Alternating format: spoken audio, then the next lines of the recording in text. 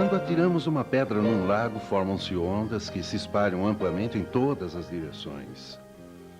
O mesmo ocorre quando fazemos amigos. Um estranho hoje, um amigo amanhã e, finalmente, um amigo para Deus. Um verdadeiro amigo é alguém paciente, é preciso dar pequenos passos. A compreensão completa da verdade cresce aos poucos. Os conceitos devem ser entendidos e todo o processo deve ser paulatino.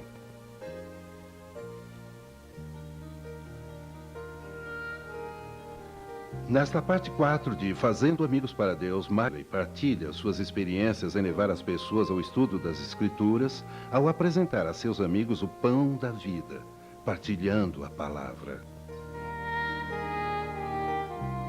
No final de 1800, o pastor S. Haskell, um dos grandes pioneiros adventistas, pregava em uma de nossas reuniões campais.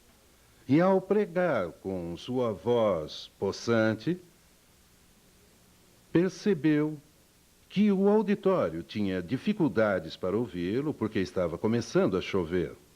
A chuva foi ficando mais e mais forte e logo o ruído da chuva que caía sobre a tenda em que ele pregava foi ficando insuportável. Era impossível para alguém ouvi-lo. Mas ele era um homem muito criativo e não alguém que cancelaria a reunião, pois sempre que havia uma multidão ao redor dele, ele pregava. Assim, ele abriu a Bíblia e caminhou para o meio do povo. Ao fazê-lo, a multidão o envolveu. Agora ele não estava mais atrás do púlpito, mas bem no meio do auditório. Então perguntou: quando Jesus voltará? Pediu alguém: irmão, leia Mateus 24. O irmão leu: ninguém sabe a hora. Mas, irmão, o pastor Haskell perguntou: o que Jesus prometeu? Irmã, leia você João 14, 1 a 3. Bem, a irmã falou: decore sem problemas. Credes em Deus, credes também em mim. Na casa de meu pai há muitas moradas. Se não fosse assim, eu vou-lhe teria dito. Se eu for, voltarei novamente. O que Jesus prometeu, irmã?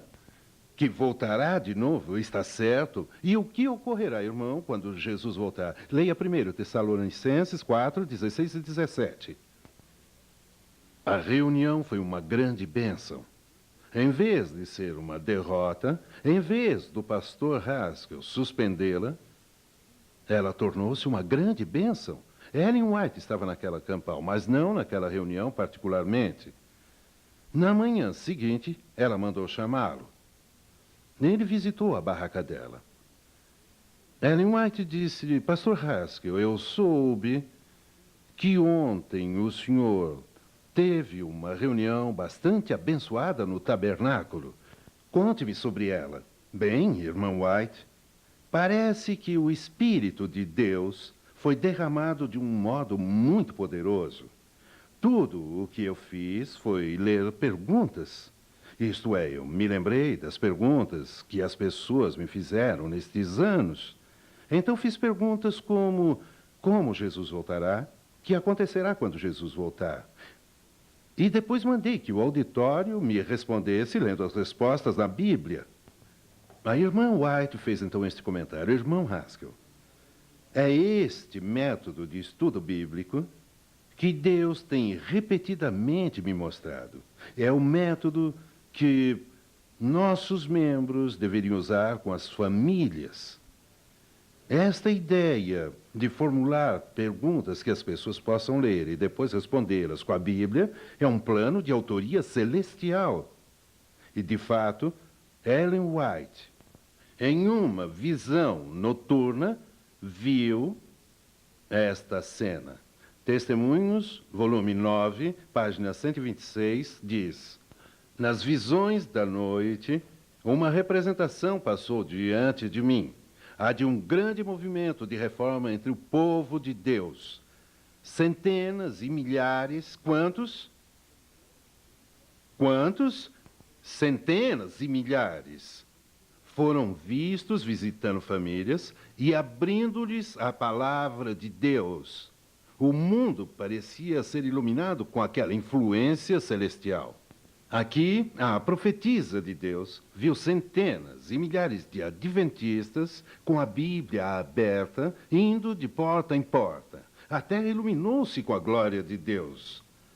Vocês acham que ela viu silhuetas ou os rostos reais?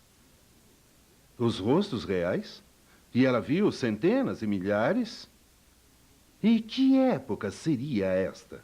O período que antecede a volta do Senhor. E se ela viu rostos reais, teria visto o rosto de todos vocês. Teria ela visto vocês indo até as casas, abrindo a Bíblia para os seus vizinhos ou amigos? Mas você diz, eu não tenho certeza se eu sei o que dizer. Ou, mas alguém diz, mas eu não sei se saberia dar estudos bíblicos. Parece que é um tanto complicado e se me fizerem perguntas que eu não sei responder. 4 anos depois de me tornar adventista, eu me formava em teologia no Atlantic Union College. Mas até então eu jamais havia dado um estudo bíblico na vida. O nosso professor, meu supervisor na faculdade, disse que nós não nos formaríamos em teologia se não encontrássemos alguém e lhe dessemos o estudo bíblico. Claro que aquilo me motivou bastante. Eu queria meu diploma. Assim procurei em toda parte até encontrar uma senhora que se dispunha a receber os meus estudos bíblicos. Até aquele ponto eu ainda ficava vermelho, porque mesmo como aluno de teologia, ao procurar livros pequenos como Joel e Amós, eu ia de um lugar para o outro sem conseguir encontrá-los. Com entusiasmo eu falei de Davi na cova dos leões. E eu me entusiasmei tanto que ela acabou achando que Davi tinha mesmo estado na cova dos leões. Lembro-me de ter estudado com aquela senhora, uma senhora muito amável. E depois eu fui até os meus professores e disse-lhes, acabei meus estudos bíblicos, aqui está o envelope com as lições que ela respondeu. E ele disse, ótimo, você vai se formar em teologia. Mas 10 anos depois, eu voltava para o Atlantic Union College para fazer uma série evangelística. 1000 pessoas vieram. Na primeira noite, aquela senhora veio até mim pelo corredor. E quando eu a vi, ela me disse, foi um maravilhoso sermão esta noite. Eu vi a sua foto num panfleto enviado à nossa comunidade. Aí ela acrescentou, puxa, o senhor não mudou quase nada em 10 anos. E eu respondi, eu espero que sim. Mas o senhor fala diferente de como fazia 10 anos. Quando voltei para o meu quarto naquela noite, ajoelhei e disse, senhor, esta senhora esperou por 10 anos. Por 10 anos, a semente da verdade esteve germinando na mente dela. Há 10 anos, senhor, estas verdades que eu ensinei, estas verdades, senhor, tão sagradas, há 10 anos estiveram lá. Mas o senhor a trouxe aqui novamente. Ajuda-me a ganhá-la desta vez. E naquela campanha evangelística, para a honra da glória do Senhor, ela foi a primeira pessoa que batizei. Deus nos-la deu. Quando você e eu, com as limitações de nossa personalidade, com nossas vozes imperfeitas, nossa língua gaguejante, com nossa incapacidade de comunicar, quando pegamos a palavra de Deus e simplesmente a estudamos com as pessoas, quando ensinamos essas lições abençoadas para as pessoas, lendo as perguntas, dando as respostas, se nos tornamos disponíveis para Deus, Ele nos usará de um modo poderoso, de um modo dinâmico. E somente na eternidade conheceremos os resultados.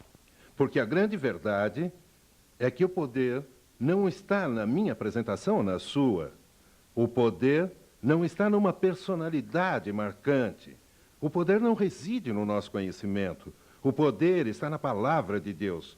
E quando um homem ou mulher humilde toma a viva palavra de Deus e a planta no solo da mente, o fruto do Espírito brota para a vida. Há um poder incomum neste livro. A Bíblia não é um livro comum. A Bíblia é uma palavra viva. A Bíblia é uma palavra criativa. Há algo neste livro que não somente capta a imaginação e estimula o coração. Há algo neste livro que muda a vida. Observem o Salmo 33, versículos 6 e 9. Pela palavra do Senhor foram feitos os céus, e todo o exército deles pelo espírito de sua boca. Porque falou e tudo se fez, mandou e logo tudo apareceu. Observem, pela palavra do Senhor foram feitos os céus. Quando Deus falou, os mundos passaram a existir. Ellen White declara de um modo muito bonito no livro Educação, página 126. Leiamos juntos, por favor. A energia criadora que trouxe os mundos à existência está na palavra de Deus. Digam-me, onde está a energia criadora que trouxe os mundos à existência? Na palavra de Deus. Quando vocês e eu entramos nos lares das pessoas, ainda que de modo muito humilde, estamos partilhando a Bíblia com elas. Os princípios da Bíblia, ao entrarem na mente, são princípios divinos, e o Espírito Santo toma estes princípios e transforma a vida. Hoje, eu gostaria de partilhar com vocês 3 grandes princípios para se dar estudos bíblicos. Eu os chamo de o ABC dos estudos bíblicos. Princípio número 1. Ao darem estudos bíblicos, ao partilharem a palavra de Deus, apresentem Jesus Cristo antes da doutrina. Vocês serão tentados quando as pessoas perguntarem: você é adventista do 7º dia? E eu sei que guarda o sábado como dia de repouso, em lugar do domingo. Por quê? Aí você é tentado a dizer: eu vou mostrar todas as razões porque guarda o sábado. Não. Qual é o primeiro princípio? Digamos juntos. Apresente Jesus primeiro. Jesus disse em João 12, 32. Leiam comigo, por favor. E eu, quando for levantado da terra, todos atrairei a mim. Se apresentarem a doutrina primeiro, as pessoas não terão o poder de viver a vida cristã. Mas se vierem a Cristo e encontrarem em Jesus aquele que as ama, que perdoa seus pecados, e se este Cristo que transforma vive nelas, e se elas desejarem agradar a Cristo, elas aceitarão a doutrina porque amam a Jesus. De fato, o desejado de todas as nações, página 826. O amor de Jesus fará o quê? Abrandará e subjugará corações quando a simples reiteração de doutrina nada conseguiria. O amor de Jesus abrandará corações quando a doutrina nada fará. Nada. Eu realizava uma série evangelística no estado do Michigan. E, nesta ocasião, uma senhora e sua filha sempre compareciam. Depois de uma semana, a senhora saiu de férias. Mas antes ela me disse que a sua filha, de 19 anos, continuaria vindo, faria anotações e pegaria todo o material. E também me disse que quando a filha viesse às reuniões, ela anotaria tudo para que ela pudesse estudar quando voltasse das férias. Muito bem, a mãe viajou e na primeira noite a filha não apareceu. Na segunda noite a filha também não apareceu e nem apareceu tampouco na terceira noite. A esta altura comecei a me preocupar. Será que ela teria saído de férias com a mãe? mas resolvi ir visitá-la. Era um dia quente, de verão. Bati na porta. Eu conhecia bem a garota por causa das reuniões. Ela veio, abriu a porta, saiu rapidamente, fechando-a atrás de si, e me disse: "Oi, pastor Finley." E deu um pequeno arroto, vocês entendem? E senti o cheiro de álcool em seu hálito. Em seguida, ela me falou: "Eu acho que seria melhor não entrarmos agora." Eu pude ver que estava um pouco nervosa. Então ela disse: "Vamos sentar aqui na varanda." Sentamos-nos e eu lhe falei que me sentia feliz quando ela e a mãe iam às conferências. Falei de minha alegria em partilhar a mensagem bíblica com os outros e senti que Deus me inspirou. Algumas vezes, quando trabalharem pelas almas, o Senhor os inspirará a dizer coisas que jamais pensaram. E o Senhor me inspirou, dando a razão porque esta moça não estava indo às reuniões. O namorado dela estava usando a casa dela para uma festa enquanto a mãe estava ausente. Então eu disse algo assim para a moça: às vezes aparecem amigos que nos afastam da Bíblia e de Cristo. Você sabe, na vida temos que responder a pergunta: o que é mais importante, Jesus ou alguém cuja influência está nos afastando de Jesus? Senti que o Espírito Santo me impressionou a fazer um forte apelo àquela moça para tirá-la daquele homem que a afastava de Cristo. Isto não era uma característica minha e eu não sabia se devia fazer aquilo, mas o Senhor continuou me impressionando. Então eu fiz o mais forte apelo que poderia fazer àquela moça, que deveria afastar-se de quem quer que a estivesse separando de Cristo. Logo depois, a porta se abriu. O local que estávamos era bem pequeno, e um sujeito de cerca de 1,90 m de altura, 100 quilos de peso, halterofilista, com grandes ombros e músculos enormes, veio para o hall de entrada. Ele estivera ouvindo tudo o que eu havia falado do outro lado da janela. Ele olhou para este alto e magro pregador no hall, mostrando fogo nos olhos. Eu sabia que não daria para correr. É claro que eu não correria mesmo, mas eu sabia que não teria a menor chance contra ele. E, ademais, por ser cristão, eu nem tentaria. Ele deu 2 passos em minha direção e estava zangado mesmo. Eu acho que foi ele a pessoa que mais se zangou comigo até hoje, principalmente porque me viu fazendo um apelo àquela jovem. Quando ele veio em minha direção, eu fui ao encontro dele. Estou feliz por conhecê-lo. Eu disse isso pela fé. Estou feliz por conhecê-lo. Às vezes temos que dizer coisas pela fé. Eu já imaginava como aquilo iria acabar. Ele sorriu e eu lhe falei: "Vamos nos sentar?" E ele disse: "Eu não preciso de religião. Religião é uma muleta." E eu respondi: "Me dá 2. Me dá 2 muletas." E ele disse: "Eu não preciso de sua religião. As pessoas leem a Bíblia porque são muito fracas, muito fracas." Eu respondi: "Amigo, aprecio a sua opinião. Vou fazer-lhe uma pergunta." Ele parecia meio nervoso e um tanto na defensiva. "Você é um homem feliz?" E ele disse: "É claro que eu sou feliz." Perguntei-lhe: "Você foi feliz no primeiro casamento?" Os olhos dele baixaram. "Posso fazer-lhe uma pergunta? Você ainda está casado?" A moça sabia, ele não poderia mentir. Ele respondeu: "Sim, eu estou." "Você tem filhos?" "Sim, eu tenho 3. E eu perguntei: "Eles sabem o que está fazendo agora?" "Olhe, eu encontrei alguém que me deu enorme paz interior. E me parece, se me permite dizer isso, que o senhor está vivendo uma vida de falsidades. E a razão é porque há alguma coisa faltando bem no seu íntimo. Por muito tempo, algo faltava em minha própria vida.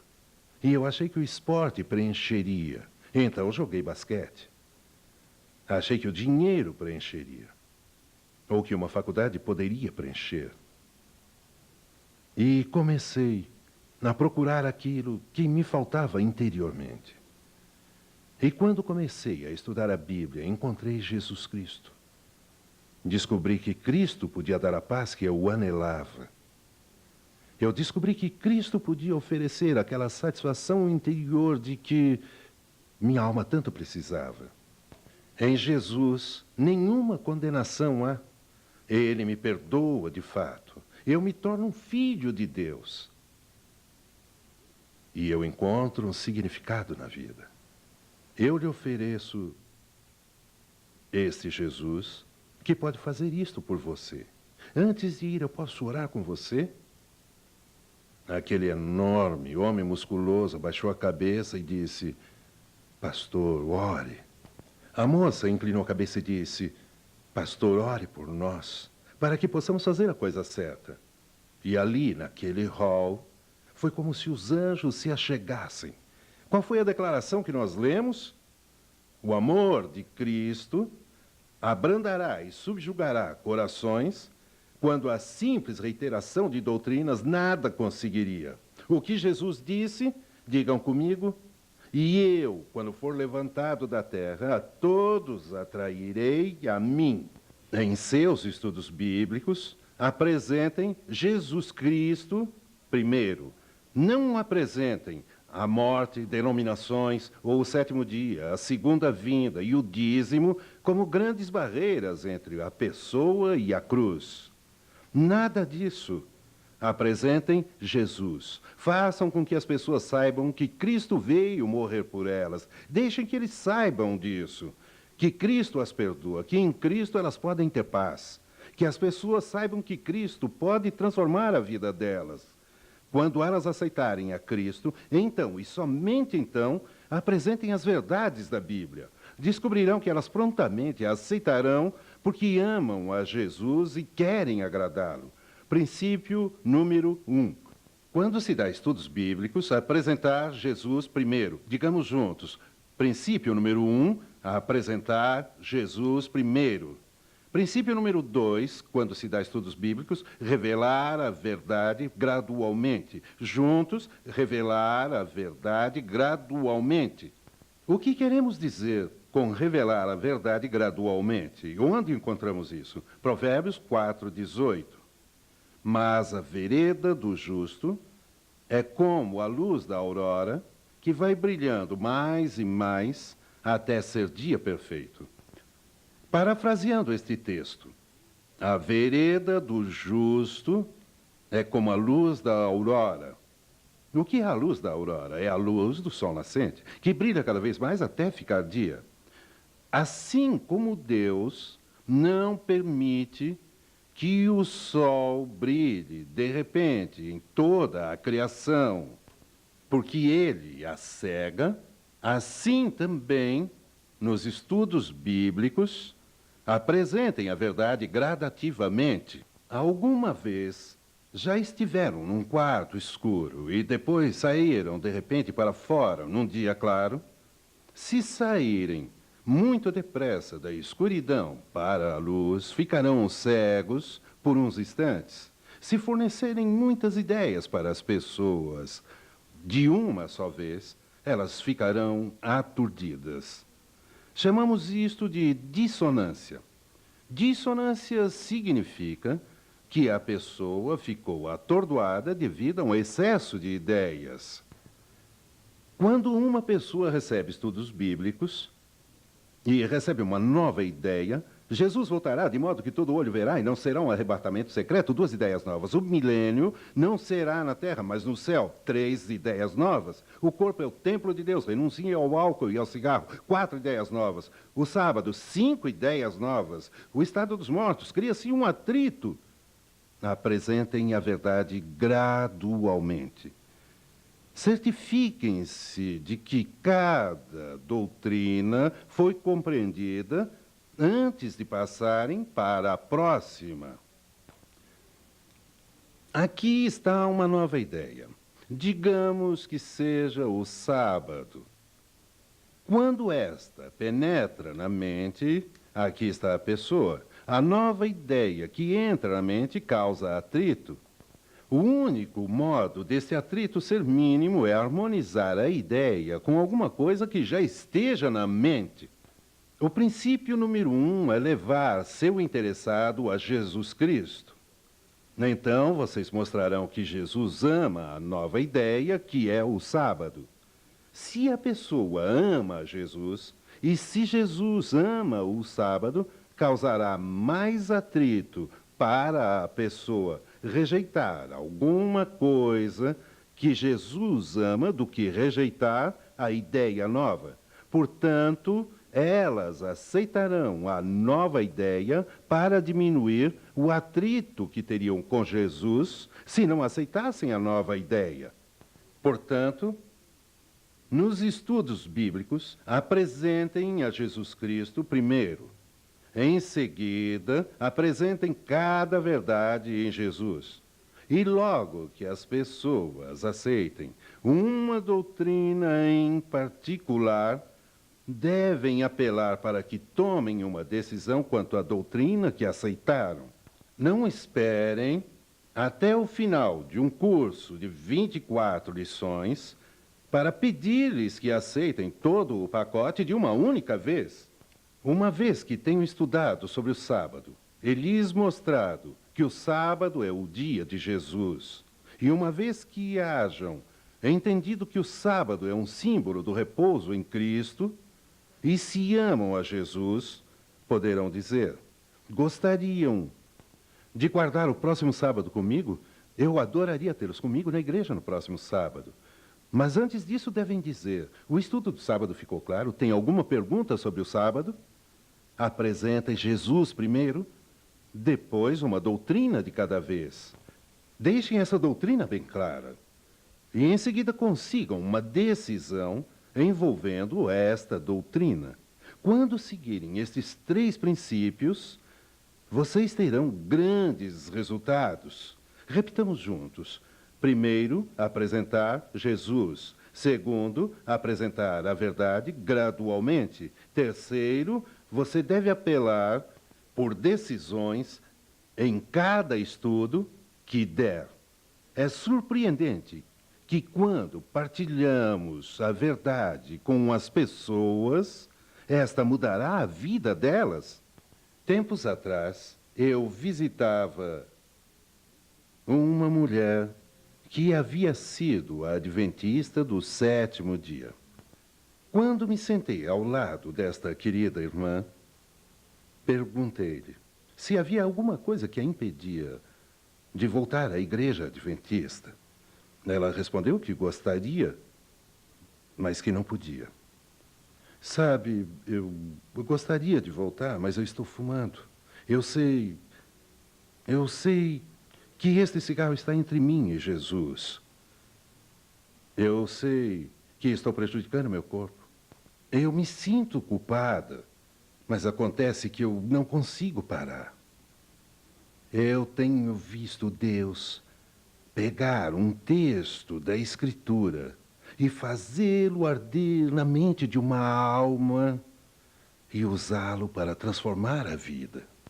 Sentado ao lado daquela senhora, abri a minha Bíblia e lhe disse: gostaria de partilhar com a senhora uma esperança maravilhosa. 1 João, capítulo 5. 1 João, capítulo 5, versículo 14. Eu vou ler esta passagem. Esta é a confiança que temos nele. Perguntei-lhe: você tem confiança em si mesma? Não, eu não tenho confiança alguma em mim mesma. Jamais conseguirei parar de fumar. Eu retruquei: ótimo.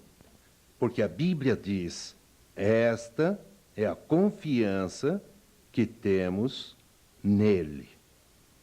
Que se pedirmos qualquer coisa segundo a sua vontade, ele nos ouve.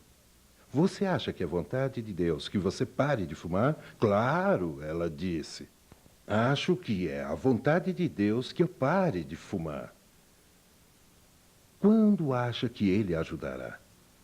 Acho que ele me ajudará agora. E aí juntos, Carol e eu nos ajoelhamos. E quando fizemos, eu lhe perguntei, Carol, onde está a sua confiança? Em Jesus? Acredita que pode parar? Não. Crê que Jesus pode libertá-la por seu poder miraculoso? Sim. Esta é a confiança que você tem em quem?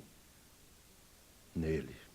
Mas se pedir qualquer coisa, exceto parar de fumar... Não, Mark, o texto não diz, exceto parar de fumar. Ele diz que pedirmos qualquer coisa segundo a sua vontade. E é a vontade dele que eu pare de fumar. Sim, é. Vamos pedir a ele. Quero e eu oramos. Eu vi o Espírito do Senhor pegar os princípios da palavra de Deus e colocar o poder na vida daquela mulher. As algemas do tabaco caíram dos braços dela. A prisão em que aquela querida irmã estava foi aberta. Ela não era mais escrava. Era uma mulher livre. Porque Jesus Cristo usou os princípios da Bíblia, princípios escritos pelo Espírito Santo, princípios do Deus vivo. Jesus Cristo pegou aqueles princípios e os aplicou à vida dela. Ela se libertou e, com alegria, tornou-se parte da Igreja Adventista novamente. Apresentem Jesus Cristo primeiro. Apresentem os princípios da Bíblia. Apelem as pessoas para que tomem decisões. E Deus usará vocês para transformar vidas. Oremos. Querido Pai, ensina-nos os princípios de Jesus que ganham almas. Ajuda-nos a sentir que não há poder em nós, mas há poder na palavra de Cristo para transformar vidas. Envia-nos aos lares, de casa em casa, com lições bíblicas e as Escrituras. Que sejamos o cumprimento daquela visão de sua profetisa anos atrás. Raios de luzes ao redor do mundo, abrindo as Escrituras a milhares, para que Jesus possa voltar logo. Em nome de Jesus, amém.